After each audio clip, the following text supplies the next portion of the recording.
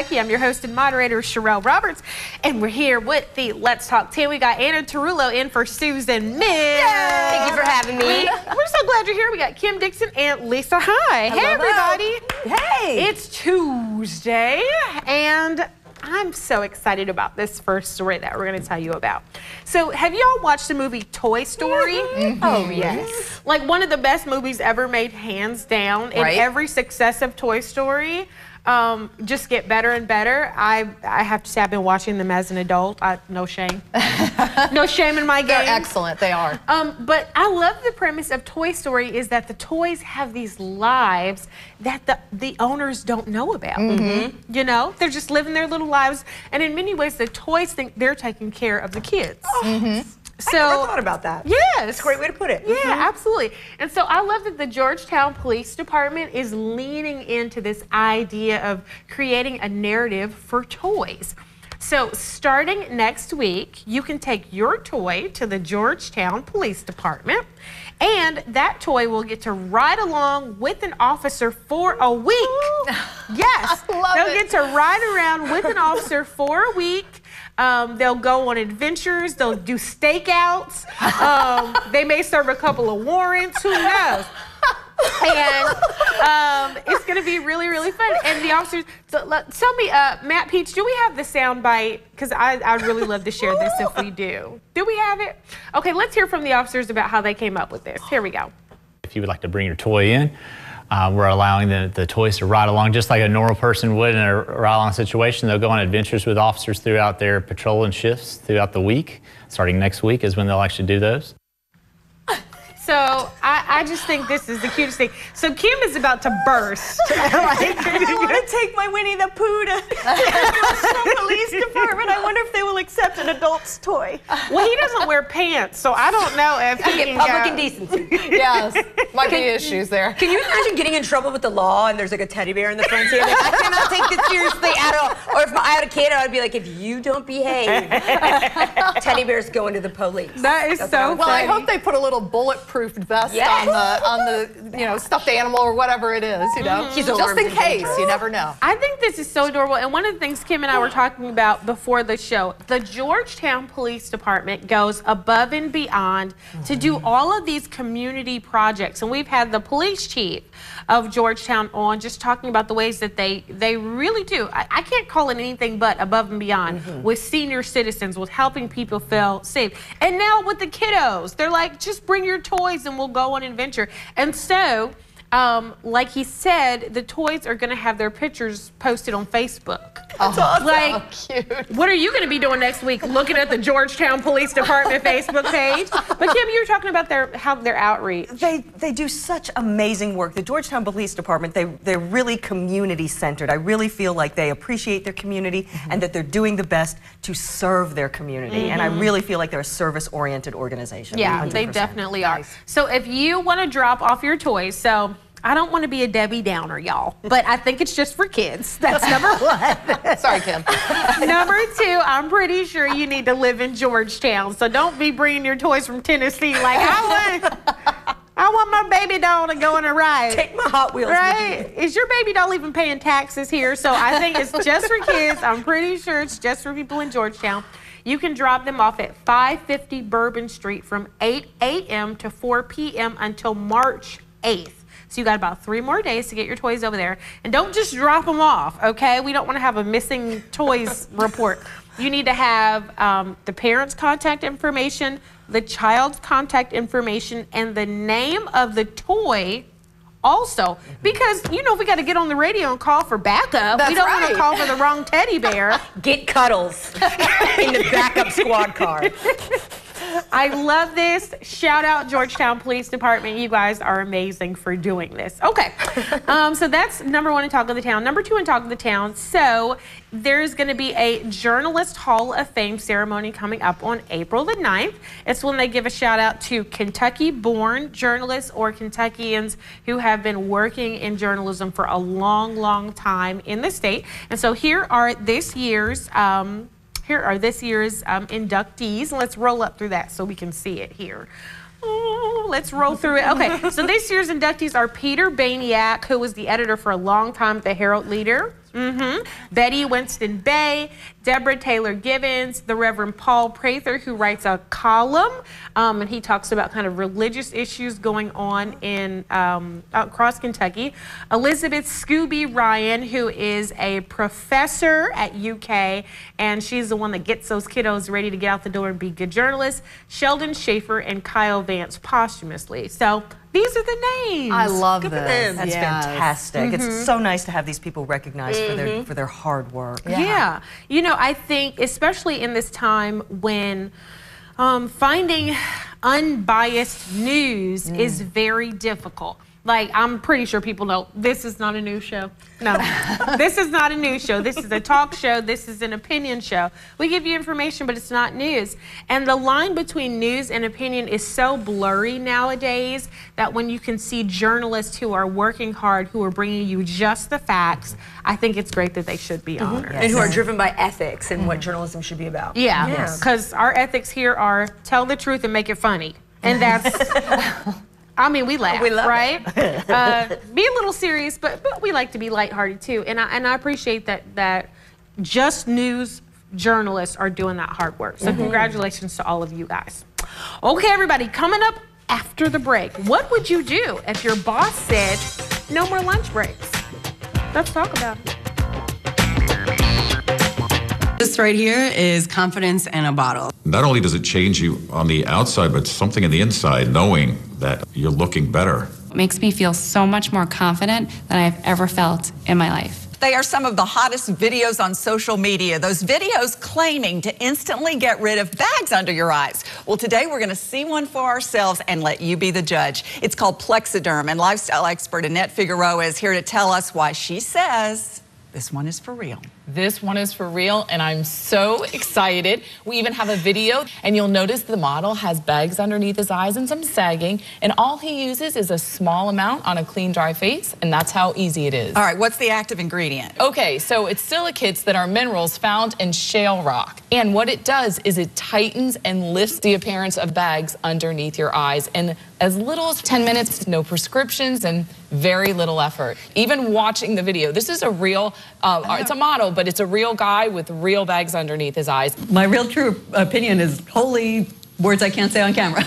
This is absolutely unbelievable. I mean, I could feel it just lifting my skin. It was amazing. It feels good. Feels great. Looks even better. And I did this to my father. We were at home. So we applied it to his under eye bags. And let me tell you, we were so excited. In under 10 minutes, they visibly disappeared from view. And now it is literally part of both of our daily routines. He calls me every single month saying, hey, Annette, I'm out of Plexiderm, please send me more. And not only does it work on the bags, it works on the appearance of crow's feet, fine lines, and wrinkles. The way you want to do it is you want to have a clean, dry face. You use a small amount because it's so powerful. You have high school reunions, you have events you want to go to, you want to look years younger, this is it. At our $14.95 price, it's the best way to try Plexiderm and see it work for yourself after your first application. Your solution is at plexidermtrial.com or call the number on your screen.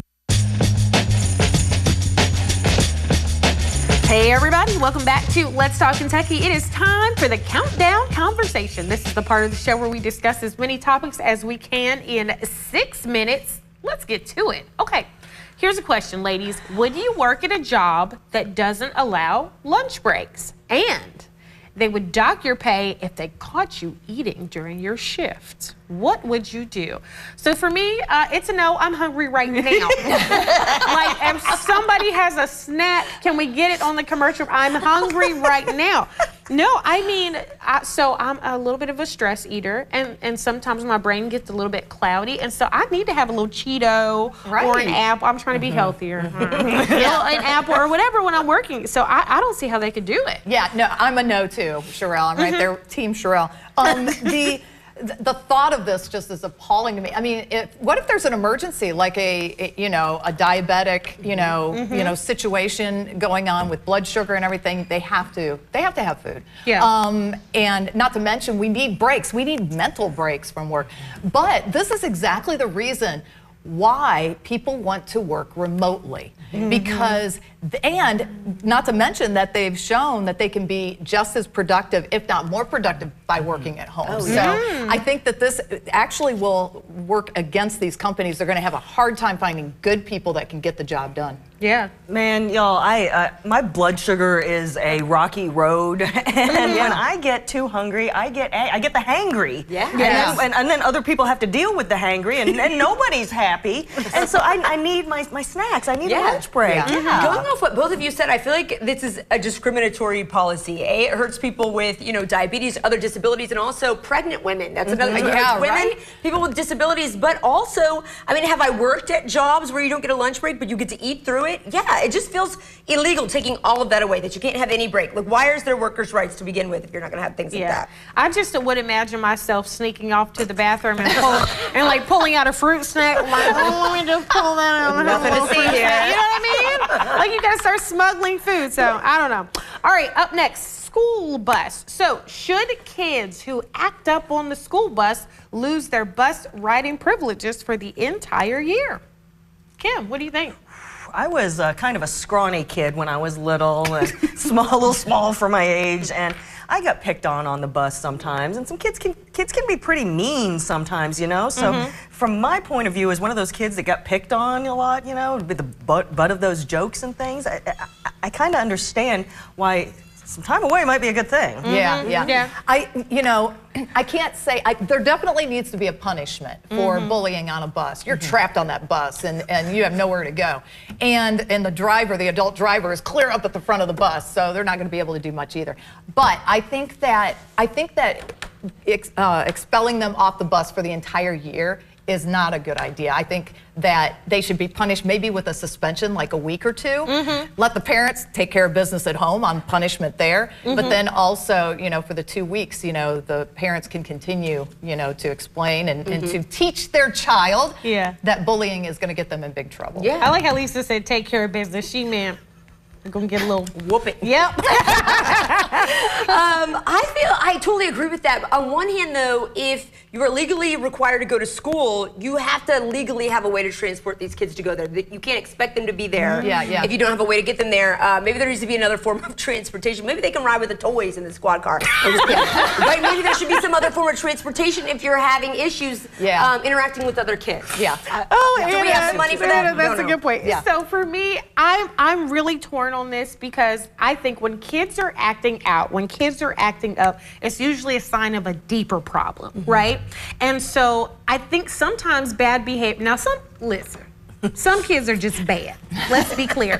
But I think sometimes acting out is a cry for help, and my mind goes to that little boy who shot up the school, and he was begging and begging and begging for somebody to help him. Was writing it on his papers, was telling his parents, I need help. And everybody ignored this child until he shot up the school. You know what I mean?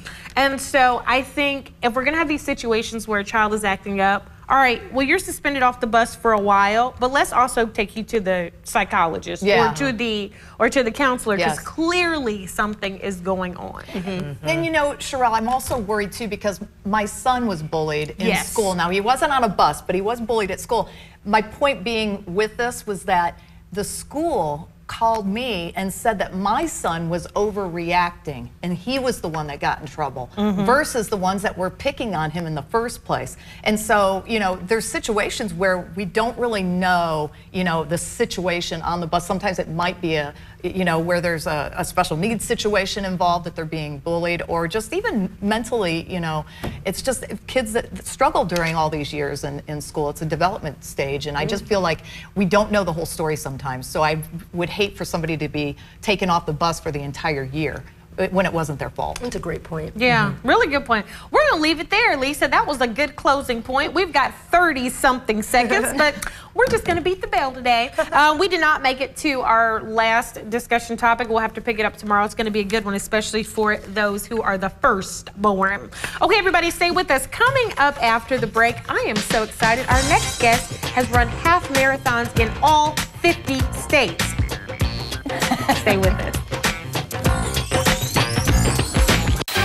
Next ET, Erica Jane spills more Housewives reunion tea. It's her life. Plus, from Jurassic World to the horror world, the new genre opening doors for DeWanda Wise. Next ET. Tonight at 7 on ABC 36.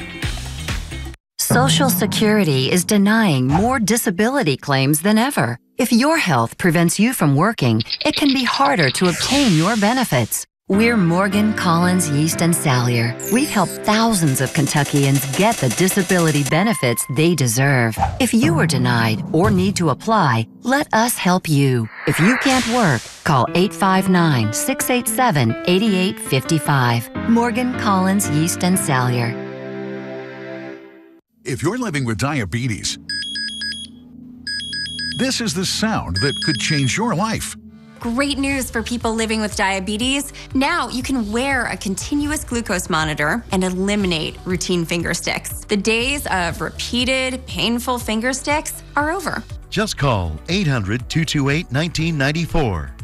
If you use insulin daily to manage your condition, a continuous glucose monitor could help you control your diabetes and reduce or eliminate those painful finger sticks. If you have Medicare or private insurance, US Med can deliver a CGM system right to your door. And if you qualify, there may be little or no cost to you.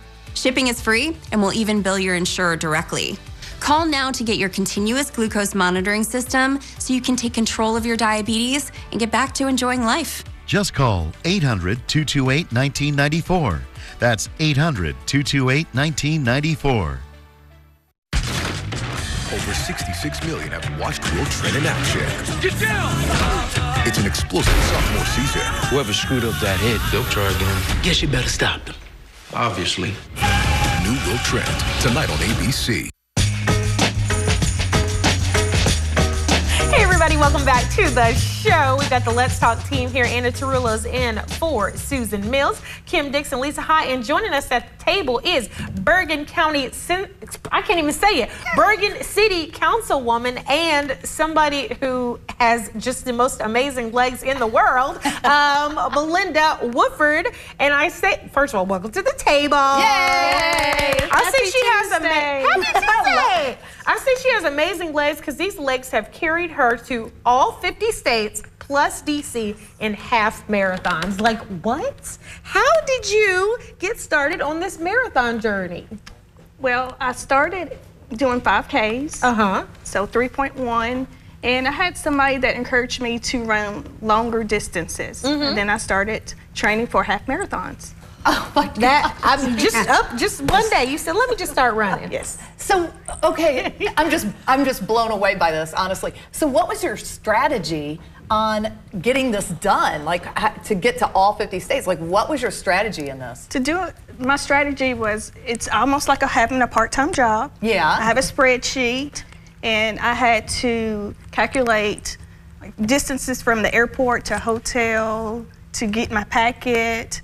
And yeah, it was a whole job to do that. Nice. So many steps, my goodness. Now, you've been to all 50 states for these half marathons. Is there a favorite state for you, or did you have a favorite experience in all of these 50? There are several states that I think are my favorite. One that I will tell you guys about is when I went to Florida. I did the Disney, the Dopey Challenge. Okay. So that was actually a series of races. So 4 days of racing.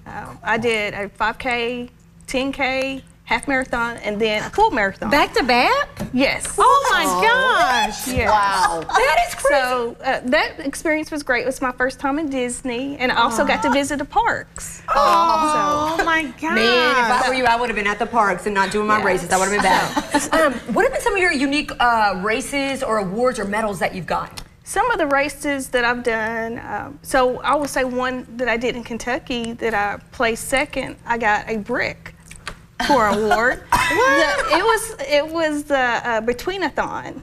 Okay. So brick house. And I actually placed second, and my award was a brick. Oh, For second place. Awesome. Do you have it displayed? No. No. Well, I had a bit of a follow-up question, if I might. You talked about how, in addition to the races in each state, you also visited parks. Tell me about the types of parks that you visited. That's a pretty cool story, too. Yes. So my number one thing was to run, but I also wanted to see things that were unique to the area. So one thing that I decided to do was to get a National Park passport book. Oh. So as I also ran, I also made sure I got to visit the parks. So my strategy to do that was I would fly in super early and visit parks and then do my race stuff and fly home. Wow. That's awesome. Like, I'm so in awe of you. So, I mean, full disclosure, I know you because we're in the same sorority, right? And I just love you because you're like you seem to look so quiet and so mild-mannered, but you're out there taking the world by storm. You're a city councilwoman. I mean, where do you find the motivation to just do all the things that you do? It's self-motivation. So, and when I started running, I walked a lot first, and I like going to the gym, but I also do a lot of volunteer activities. So it's like, I have to get done faster, quicker.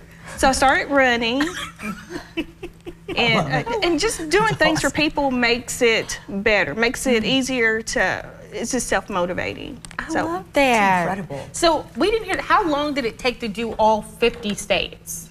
When I originally started, doing the states was not my goal. Oh, okay, okay. So I actually ran 7 states with friends, just like regional. And then I started in 2018 is when I actually started really focusing on doing the states. Wait, and what? That's like 43. That's like, yeah, a few years ago. You know what I mean? 43 states since 2018? Well, in 2018, I actually ran 17 states. Oh my goodness. I did Utah twice. Did you? Just for good measure. Why not? Yeah. Like, so, and to go back to my strategy, so some of the things that I did to make it easier on myself, which you guys may not think, but you want to find races that are back-to-back, so like a Saturday, Sunday, or races that are in a series in a row. So in 2018, I ran Bear Lake, and I did 3 states in 3 days. oh my goodness. Yes. Wow. So I mean, I feel like we need to have you back on, not just to talk about the races, but just your motivation, because honestly, I can't even run across the street. I mean, I'm sure I could do it, but it's like, why would I? So I think you are so amazing, and I'm just so glad you came on the show today. Thank you for having me. Oh my goodness. Aww. Yay, what a good, oh my That's gosh, awesome. so motivational. Okay, everybody stay with us. Coming up after the break, it's Women's History Month. As promised, I've got a little history story for you.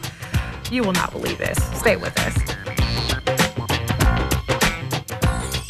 This right here is confidence in a bottle. Not only does it change you on the outside, but something in the inside, knowing that you're looking better. It makes me feel so much more confident than I've ever felt in my life. They are some of the hottest videos on social media. Those videos claiming to instantly get rid of bags under your eyes. Well, today we're going to see one for ourselves and let you be the judge. It's called Plexiderm, and lifestyle expert Annette Figueroa is here to tell us why she says this one is for real. This one is for real, and I'm so excited. We even have a video, and you'll notice the model has bags underneath his eyes and some sagging, and all he uses is a small amount on a clean, dry face, and that's how easy it is. All right, what's the active ingredient? Okay, so it's silicates that are minerals found in shale rock. And what it does is it tightens and lifts the appearance of bags underneath your eyes in as little as 10 minutes, no prescriptions, and very little effort. Even watching the video, this is a real, it's a model, but it's a real guy with real bags underneath his eyes. My real true opinion is holy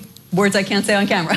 This is absolutely unbelievable. I mean, I could feel it just lifting my skin. It was amazing. It feels good. Feels great. Looks even better. And I did this to my father. We were at home. So we applied it to his under eye bags. And let me tell you, we were so excited. In under 10 minutes, they visibly disappeared from view. And now it is literally part of both of our daily routines. He calls me every single month saying, hey, Annette, I'm out of Plexiderm. Please send me more. And not only does it work on the bags, it works on the appearance of crow's feet, fine lines, and wrinkles. The way you want to do it is you want to have a clean, dry face. You use a small amount because it's so powerful. You have high school reunions, you have events you want to go to, you want to look years younger. This is it. At our $14.95 price, it's the best way to try Plexiderm and see it work for yourself after your first application. Your solution is at plexidermtrial.com or call the number on your screen.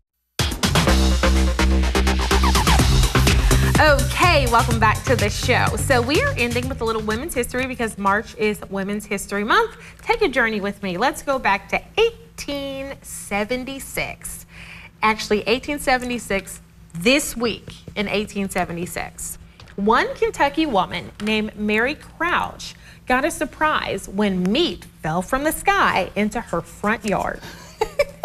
Not making this up. Meat? Meat. Pieces of meat that she described as beef snowflakes. That's the worst thing I've ever heard. Fell from the sky. This unusual phenomenon gained national attention and became known as the Kentucky Meat Shower. Sounds like a wrestler's name. Here's an actual clipping from the newspaper. It says, flesh descends.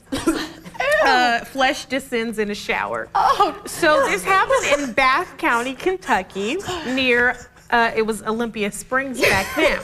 So many people got interested in this that people started coming up with theories. The first was that there was an act of God and that God was just dropping beef from the sky. I hate when God does that. The second, and y'all can just keep it together so I can get through this story. Goodness. The second is some scientists thought it might be a sort of bacteria that was wrapped in like a gelatinous covering, and so then that came down from the sky. So scientists from all over the world came to Kentucky to find out what Mary saw falling from the sky, and the consensus was that it was most likely